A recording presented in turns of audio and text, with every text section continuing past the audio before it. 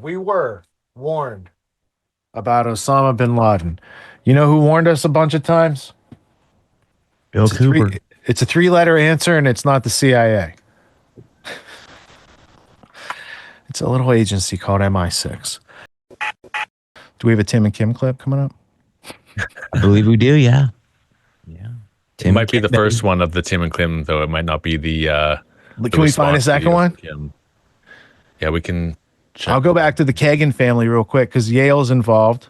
So Robert Kagan, he has a brother called Frederick Kagan. Kagan, he wrote Family Business or Perpetual War. Maybe that's a joke. All right, so Frederick Kagan, Robert Kagan are kids of Donald Kagan, who's a famous Yale professor. He's also part of the Aspen Institute, which goes back to They, Them, Those Who Can Easily Be Named, Great Books of the Western World, and the trivium-wielding Cecil Rhodes Anglo-American establishment, where they use their use of the trivium on you without intellectual self-defense against it. They indoctrinate.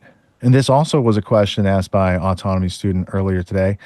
What's the difference between you as an individual having a method to learn anything and institutions having a method to indoctrinate you into anything? Like it's a double-sided sword, just like a lot of technology.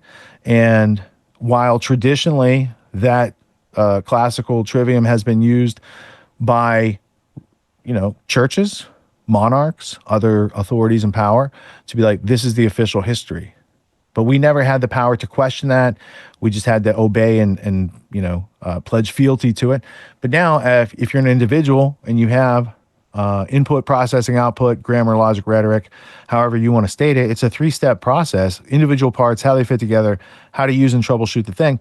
Now you have unlimited access to follow your natural curiosity and inquiry to learn anything you want in life. And that includes, like, if they told you a fact and it checks out, great, move on to the next one. If they told you a fact and it doesn't check out, okay, shame on them. If you notice an ominous pattern of them lying about a lot of substantial things, maybe we lower our trust knob a little bit with these folks and stop giving them so much money so freely without looking at what they're doing. Because when we as individuals contribute into that tax system that Woodrow Wilson brought in during World War I, you're funding the Ukraine war, the war against Palestinians, right?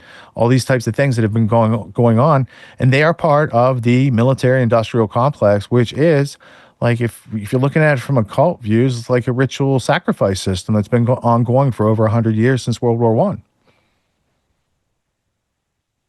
Genius. Crazy shit. All right, you guys found that clip? I didn't even know about this clip. This is bonus Kim on Tim. This is bonus because I think she handles it calm, cool, collected. He's calling her names. She could say clap back, but she's just like, I think she handles it very maturely. And Tim, like, I see Tim in his, like, what he could be state, where he reads some of the essential books. He starts having on some of, like, maybe the essential authors of understanding this other stuff that can be proven, right? And maybe you have David or Douglas Rothkopf on there to tell you the Kissinger Associates Carnegie Endowment worldview of whatever they tried to recruit Alex Jones with back in the day. He mentioned that on the radio this week. Oh, dude, during the renovation, I had a well guy come out, and when I got to the spot, my buddy's like, look at his bumper. I was like, what? It's InfoWars stickers, right? Remember the little ones from like a couple years ago? They're like little stickers he had. So anyway, he had these stickers, and I had Alex playing on my phone, and so I walked in, and he's like, oh, you listen to Alex? I was like, bro, I know Alex, so what's up, dude? So I had this whole deep conversation. I've made films with him, and so anyway, we had this great conversation, and I said, how many people back at the well place, know about Alex Jones? He goes, oh, they all do. They all do. And I was like, yeah, man, people who work for a living, they care about their freedom because they're very close to, like, trading their time for money, to have time and, to do the things in life, and they're more attuned to it. Whereas I think the people who have the more corporate, like, liberal, white collar, college degree jobs, whatever the HR positions are out there that they create, OSHA, they're separated. They have an artificial cushion. They're not living as close to reality. They might not have taken their own garbage to the dump in a while. They might always have someone that comes by and pick it up. Yeah, and you have to be a lot more tuned to reality. You have to like exist in a functional, tangible reality where like 14 and 5/8 of an inch is like it matters. You can't like be like, it's like the classic example. It's like 2 + 2 has to equal 4, or else the house will fall apart. Like there's no other way around it. So if 2 + 2 can equal 5 in some useful way, and you can demonstrate it to me, I'm enough of a mature adult to be like, I'll watch the demonstration. But if the demonstration doesn't make sense, I'm going to have to stick with my original answer. Thank you. So we have to be rooted in reality, whereas I don't have time to speculate about all this fantasy land stuff. Like I need to know. I'm yelling at my guy, like, what's the measurement? He yells at me, I make the cut. You know what I mean? It's like, has to work that way. Hey, when you yell to your guy when you need a cut, is it like, do you have a plus or a minus system where it's plus or minus like 1/16, or what's your? Maybe. Honestly, I'm usually the guy being yelled at to make the cut because it's like, All right. like my guy I work with, I do a lot of tile work with him, and like he's the master tile setter, and I'm the grunt running back and forth making the cuts on the tiles. Oh, there you go. You gotta know how to measure. There you go. Yeah, you gotta know. Yeah. Where And with tile, there's very little room for error. There's not much room for error. Yeah, because eyes will pick out patterns that are irregular, right? Yeah. Same thing. These are all irregular patterns. All these books. Like, how about this one? Obedience to Authority by Stanley Milgram. You know what I'm saying? It's like, these are, I'm just surrounded by, wait, I got another one for you. Frustration aggression studies from Yale. Maybe they know stuff about this that, maybe they know stuff about you that you don't know about you. Wait, I got more. How about cybernetics? The human use of human beings. Or, Principles of Social Reconstruction in 1914. This is like a World War I. They're trying to reconstruct our society to be more in line with the thing they're trying to create. It's not super rocket science. There's a little rocket science every now and then, but we try to keep it to a minimum. All right, now that we found the clip and we've vamped enough to cover the finding of the clip, this is how we do it live and play the clip. So who's announcing this next block? What do we got in it? So we've taken the one Kim clip, because essentially what happened is we had Tim Pool. He goes to his secret BB meeting. Then Kim decides to report on it, which a lot of people did because it got out there. That's legit, yeah. And then Tim responds to her video, which we were going to play. Yeah, which was not interested. Tim exposed Tim Pool has this meeting. So he responds to the video called Tim Pool's secret meeting with Netanyahu exposed, claims lying grifter Kim Iversen. And then the clip we're going to play is Kim reacting to that clip. And then instead of reacting to it, we'll try to educate you or something more useful, because we know you're watching a reaction to the reaction, and we don't want you to get like too many levels of reaction. All right, so Chatham House rules is not the Council on Foreign Relations. It's the Royal Institute of International Affairs rule. Do you know where their headquarters is? It's a place called Chatham House. So these are not American rules.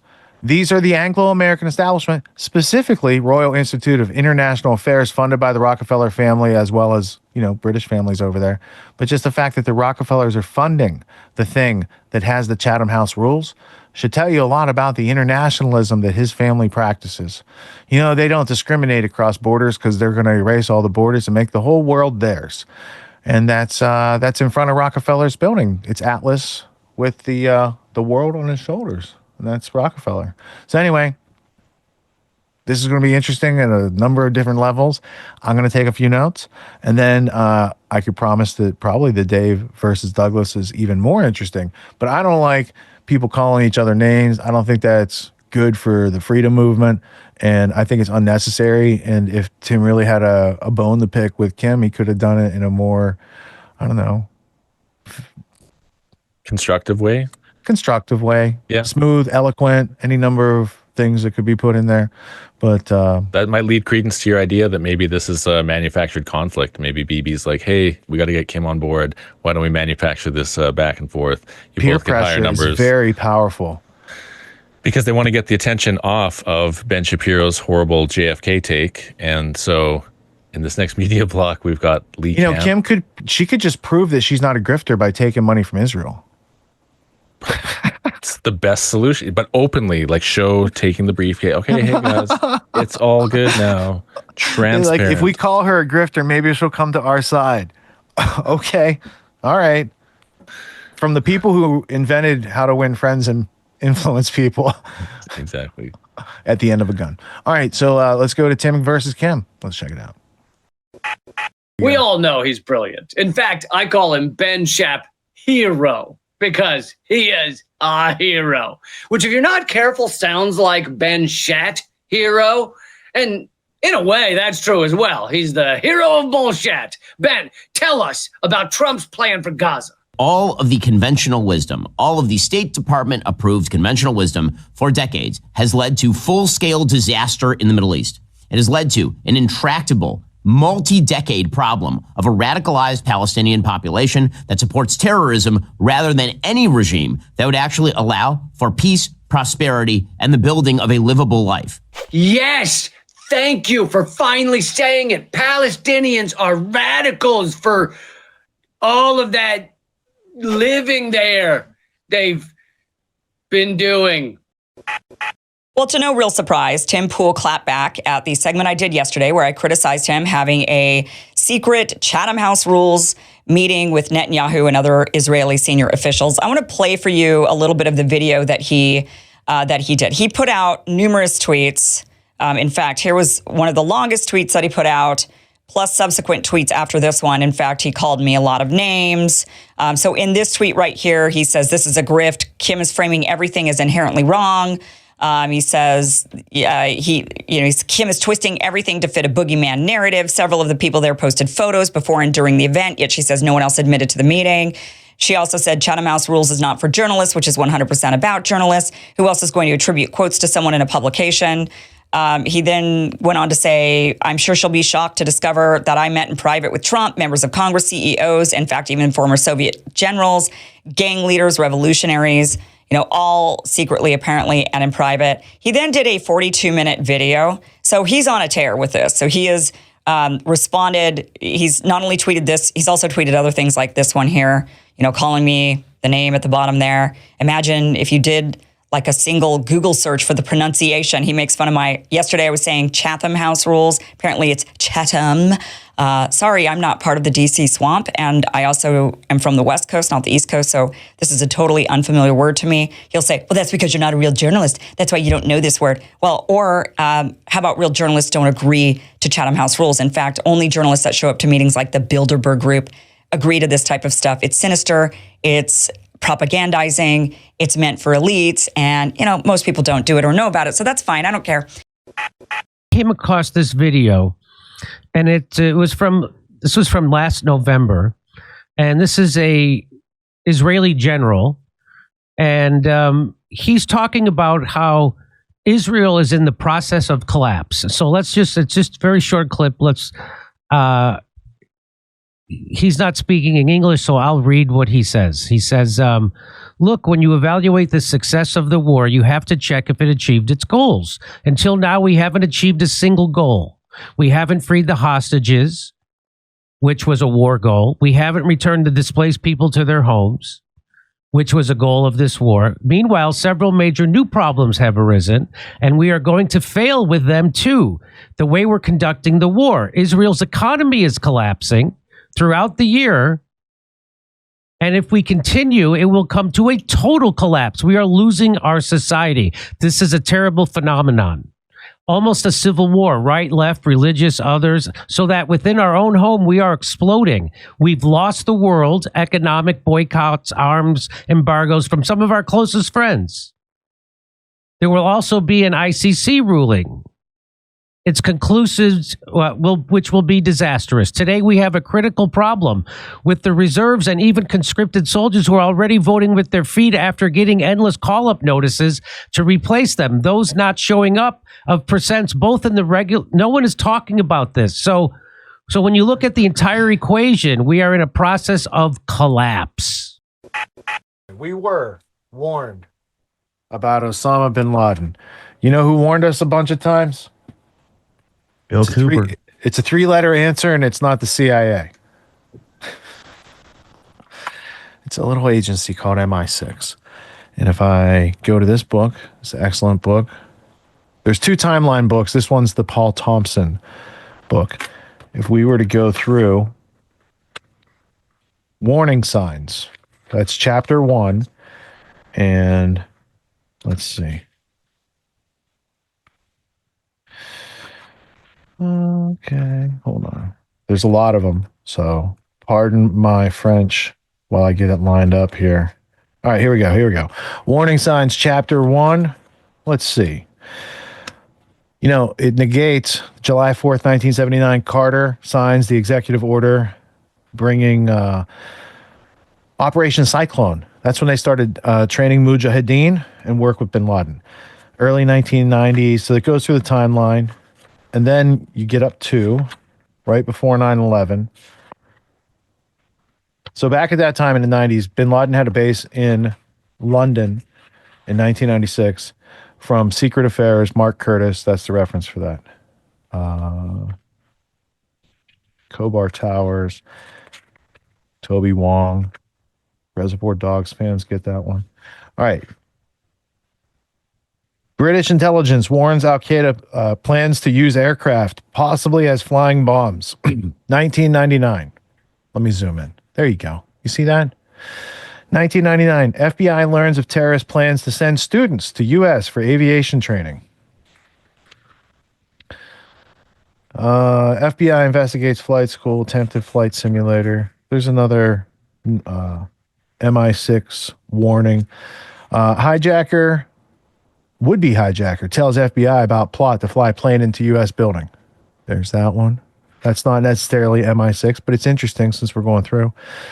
FBI investigates flight students who didn't really fly those planes, as we played that clip a couple weeks ago. Pentagon, which is part of the Anglo-American establishment, October 24th through 26, 2000, practices emergency drill of possible hijacked airliner crash into building. And on the front, they had like a crash at the Pentagon. You should study those old documents. It's not planning if they do it, or is it planning if they do it? I don't know. I forget how that works. April 24, 2001, U.S. military plan for terrorist action against Americans. This is Operation Northwoods it's talking about here. So it's bringing in that precedent. And early August 2001. Britain warns U.S. again, specifies multiple airplane hijackings. You know, is this like when they warned us about Pearl Harbor? How clearly were they warning us about these things that were about to happen? CIA counterterrorism warning. I think there's one more. Unusual stock trades in the market. So anyway, I got a couple of the MI6 warnings on the record. This is about the insider trading. These parts right here. And I was looking to see, I thought there was like 4 or 5. So, I mean, I do have a lot of stuff highlighted in here, and I am doing it live so I can look at it in between while we're playing clips. But there's just a lot of interesting warnings for, 100 million rushed from World Trade Center. There's just a lot of warnings for people who didn't know that this was coming, but practiced for it to be coming. I'm just pointing out some of the obvious. Let's see. I think that's it for MI6, because then it gets into the Deutsche Bank, Buzzy Chrome. Deutsche Bank, what is that a German bank? Is that like a Nazi bank? You know, in that movie Casablanca, Rick at Rick's American Cafe, he won't let Deutsche Bank into his casino. That was Hitler's bank? What? Deutsche Bank. I'm sure it's not the same group that was putting insider trades on 9/11. Specifically on American Airlines, United Airlines, and Marsh & McLennan, where it all kicked off. More insider trading. So, yeah, I put the MI6 references on the record, at least. We got that. Wait a minute. You mean to tell me Hitler's bank was insider trading on the morning of 9/11? Couldn't possibly be. It's all unrelated, completely non-connected events throughout history. Well, if the people that funded the Nazis created the CIA, and the CIA's insider trading on 9/11, along with some other people. I mean, you could trace it back to the number 3 at CIA, a guy who was like deputy director. Anyway, I'm sure there's nothing to be seen there because Douglas Murray's right, and we should just stop thinking about it. In fact, he should just adopt Ethan Klein's moniker. You don't even have to think about it, dude. Right? Douglas Murray's like, go plant some daisies. Dave said he was happily married or whatever, and Douglas is like, that's what they all say. I thought we were watching like Marvel Comics and it was like Flame On. Anyway, I didn't make it through the whole Rogan Experience interview with those two yet, but I'll probably finish it up tomorrow. But it's a good time for intellectual self-defense out there, because otherwise you got to pick red team, blue team, and flip a coin. You don't really know. You don't really understand. I think understanding is the name of the game. Yeah. We should make a game called Understanding, and that's the name of the game. My device is reporting how ADL. It wasn't Tim Pool this time. They got cut off by Lee. Lee cool. He had some good jokes in that last one, ripping on Shapiro. That was entertaining. I liked how he's like, did I miss a meeting? Like, did you guys all decide this without me? He's been funny for a long time. And he's like Paul Verge. I don't think he's aged in the past 10 years. Yeah, see? I ran out of adrenochrome quite a while ago, guys, so I don't know what I'm doing. Can't joke about that stuff. All right. Yeah. Some people don't know the difference. Especially if they're reading a transcript. The Canadian sarcasm did not come through on the transcript. Robophobia. That's next week's title. So we don't, you got that one. You picked up on that one. That's hilarious. Robophobia. We could talk about the United Nations conference 12 years ago on killer robots and how, again, it was supposed to be like, stop doing that. And instead they're like, let's put $500 billion into killer robots, autonomous robots that aren't so autonomous. Don't worry, we've got our good robots. Now, that whole thing with Tim Pool and Chatham House rules, sorry, I got to lift. Chatham House rules. If they wanted Chatham House rules, like they lured them there. They're like, you're coming to a special thing. It's Chatham House rules. And Tim accepted, right? And then they get there and they're like, really? We just invited you guys because you have millions of followers and we need you to spread our propaganda. But he didn't get that part. They didn't read him in on that part of the script. Or why? Like, because if it's not to share, then why have these influencers with millions of people? And like, obviously they didn't have Kim.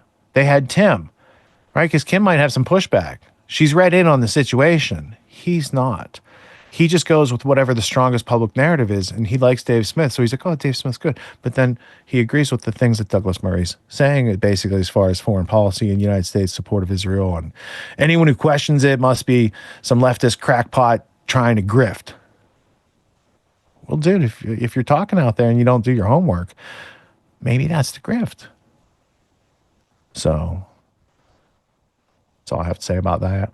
Yeah, I mean, it's hard to argue that he's just oblivious. I think he just is bought, paid for, compromised. I mean, I don't know that it's like bought, paid for, and compromised, but he's comfortable enough with what his, like, if there's a shtick, I don't think it's with Dave Smith talking about politics. I think it's just like, Tim knows how to crank out videos that people tune into and they catch a news story, and he's done it for 10 years, and he's got this comfort level that he wants to preserve, and that's good, but that's not growth mode. That's not like going and like, maybe there's something to Winston Churchill's not one of the greatest men of the 20th century. Maybe there's something to it. We should check it out and maybe see. Because if we continue worshiping the head of the Anglo-American establishment who led America back into the New World Order and ruined our reputation and killed millions of our people, I mean, maybe that's not as good as we think it is. Maybe. Yeah, we should challenge him to a debate. Should I try and get him on the show? I'll try and get him on the show, dude. Douglas Murray? No, thank you. No? I don't. Well, I mean, if somebody was going to actually read up on the situation and bring something to bear and be like, well, look,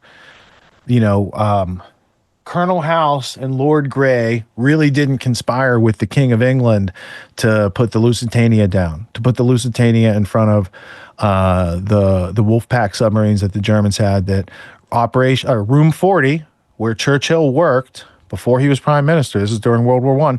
They had a secret cryptographic code breaking section. This is, well, let's go to the history blueprint because it's not the first time I've learned about this.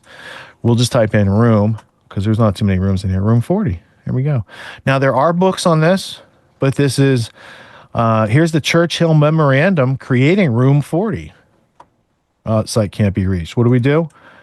We copy that. We type archive. We drop it in because they're hiding something from you. It's not that they didn't pay the server bill. Come on. There we go. We're going to get some results. Oh, they deep sixed it around 2017. And what does this look like? Why would they want to hide this from you? Oh, my goodness. Chapter 2. The Charter of Room 40. So here's the manuscript. Anyway, Churchill, cryptographic section, illegitimately gets America into World War I, and then he gets rewarded by the, he becomes prime minister later. I want to update the link on this, make sure I have archive.org over here at the history blueprint, so we don't have to go to that 404 page next time, and at least I'll have a choice. When you're choosing attachments, choose wisely. All right, so Room 40 helps to sink the Lusitania, get America into World War I. Colonel House was involved. British Admiralty was involved. And Room 40 and Churchill. So just even, because I'll pull up Chatham House in a second, but just like you go to a Wikipedia page and you read the page. You don't believe the page. It's very important. I want you to read the page. You don't have to believe the page. I do want to point out the references at the bottom of the page are the starting points for knowledge, not the summaries of the pages themselves. So you would read this page and you would check, like, naval intelligence is a thing. It exists, right? First World War. So there's a lot of facts in here, aside from also speculation and Wikipedia globalist, type of aims. So this is where you can start to become educated enough to maybe want to read a book about the topic, right? And so the number of words that you have to be able to describe each of these entries reflects something called your knowledge. So this is interesting, but we're not going to read all about Room 40 right now. But I do want to also bring up Chatham House. Sorry, Chatham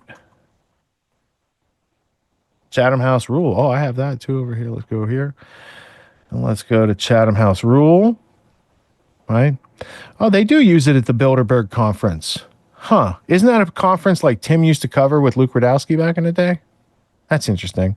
Chatham House rules. Ranking of the top global challenges. No, we don't need that. Chatham House rule.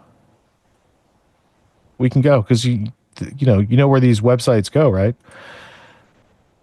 They go to chathamhouse.org where you can read all about it if their webpage ever loads. There you go. So this is the place. This is the global think tank for New World Order, global domination over human beings forever.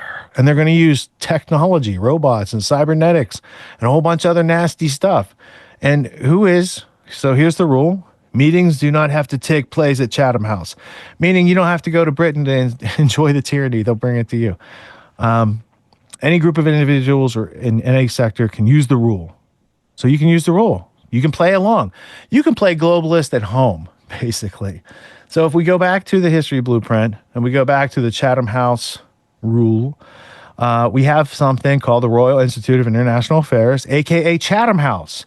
That's the name for the place that is a think tank to take America and make the New World Order.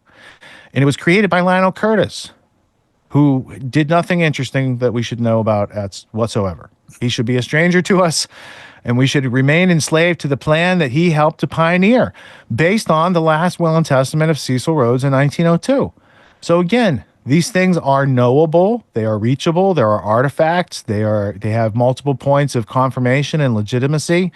But if you think that Chatham House is something other than the British conquest over the United States so that they can have a new world order, then you didn't read into the situation very well here. British infiltration of the American intelligence community looks like this.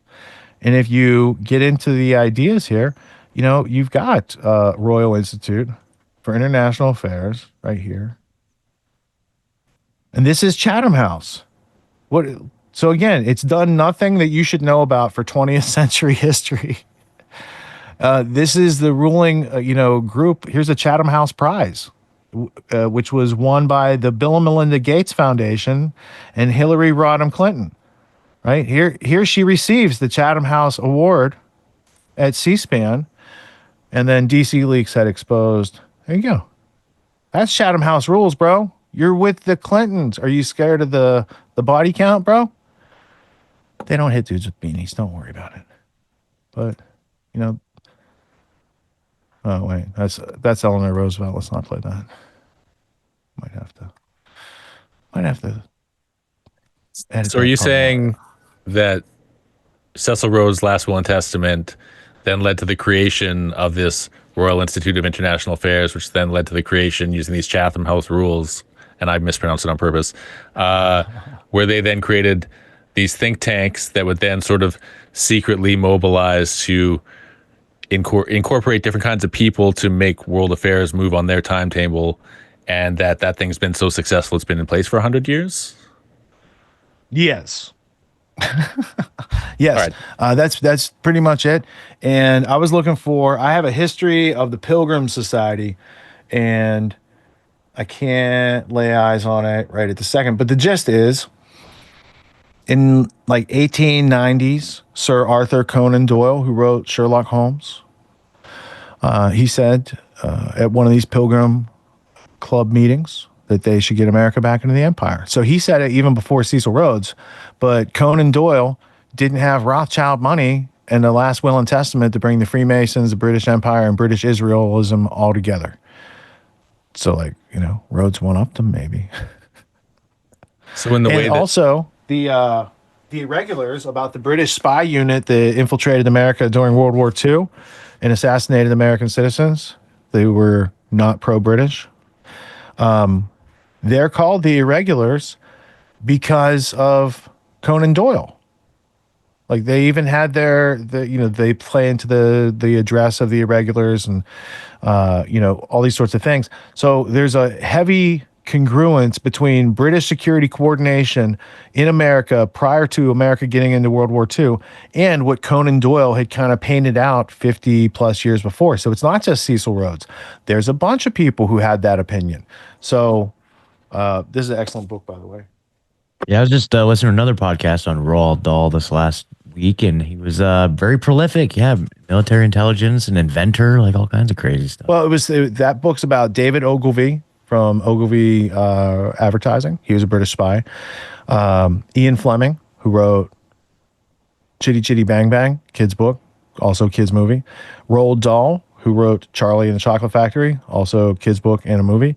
And they are the successors to Rudyard Kipling, who wrote Jungle Book and a whole bunch of other kids' stories. Rudyard Kipling was good friends with Cecil Rhodes, like they were best Freemason friends. And the whole white man's burden of America getting into the Spanish-American War, that's right from that same group of people. So from the Spanish-American War to World War I to World War II to today, America's been getting led around by the nose and eventually became the property masters of the former British Empire. And they called itself, a Commonwealth. But those layers of abstraction still exist, even though they're like minimized in our perspective. The City of London is severely influential over how things work in the world. And they won that power through human slavery, addiction, and, opium. Yeah. So you wouldn't know that unless you read some books.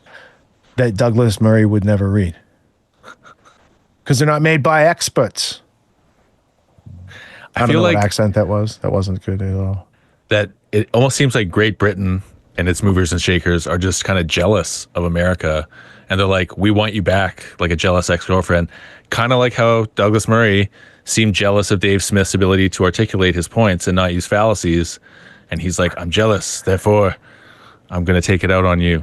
Well, I think his whole tactic of like commandeering the conversation and being the asker of questions and the demander of facts, and you have to live up to his specs. Like, I don't think Dave or Rogan were really having it, but they were just letting them, like, you know, they're like, all right, dude, whatever. Like, you know, but they kept bringing it up, and I kept waiting for them to like talk beyond Daryl Cooper or, you know, expertism and who has a right to an opinion.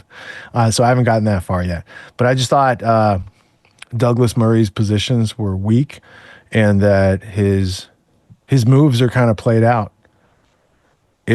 If someone was having a serious debate and it's like, you said this thing, I said this thing, here's my evidence for my thing, where's the evidence for your thing?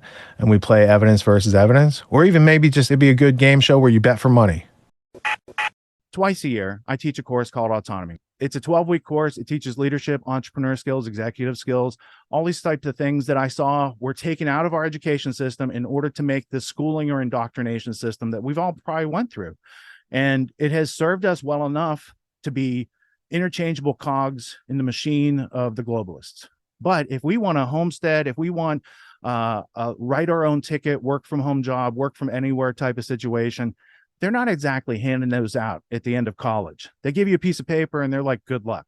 So reality is dropping us off here, but the demands of reality are up here. So I created Autonomy to help people close that gap for themselves so they can level up their skills to the demands of the situations that life is putting in front of us presently. Life's demands of intellect and understanding precision and complexity are ever increasing. The schooling didn't prepare us for it. The media is not going to do anything but reinforce what schooling prepared us for. And so we're going to have to take a leadership position and take steps off the beaten path to kind of blaze our own trail in life.